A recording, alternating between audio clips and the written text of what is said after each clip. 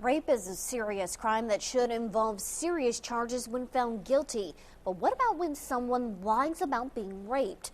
Unfortunately, that happens, and the end result is a loss of time for police, prosecutors, and for the men needlessly jailed.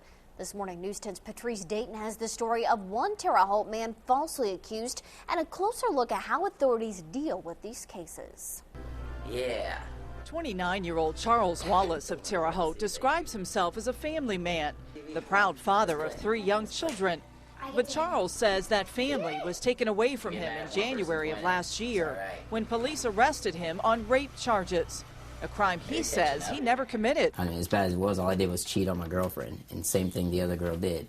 And instead of admitting that to her husband, you know, she goes and comes out with that outlandish story like this, and I get my life ruined for it. Charles was arrested, his mugshot put on TV. He was fired from his job, then spent 3 months in the Vigo County Jail.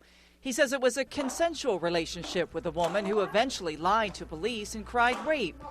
The Vigo County Prosecutor's Office and the Sheriff's Department investigated the case but found no evidence to support it. Charges were ultimately dropped. A memory of freedom that still brings tears. I didn't even think twice about it. I just grabbed my paperwork and I ran. I literally ran as fast as I could. And I made it to about 7th and Hallman before she picked me up. And I'm still shaking because it was scary. I mean, it happens all the time. People twist things in their favor. Vigo County Prosecutor Terry Modisett says they have to depend on the credibility of the victim to protect that victim first and foremost. But he says often with domestic cases, stories change and charges don't hold. And sometimes that takes weeks or even months to prove.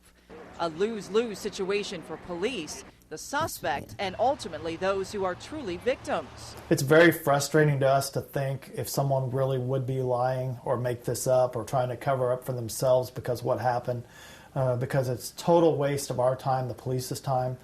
And you are right in that one of the biggest concerns I have is then the next legitimate victim, the jury's very skeptical because they heard on the news about this story. And so it puts those people in jeopardy now of not being able to obtain justice for the crime that's committed against them.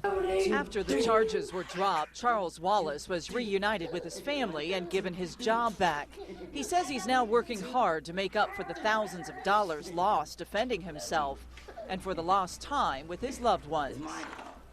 And again, that was Patrice Dayton reporting. Wallace had a felony record at the time of this false accusation. He says he thinks it's that old record that may have contributed to his quick arrest. Now, the prosecutor reminds us for every one person whose charges are dropped like this case, there are hundreds of others rightfully found guilty.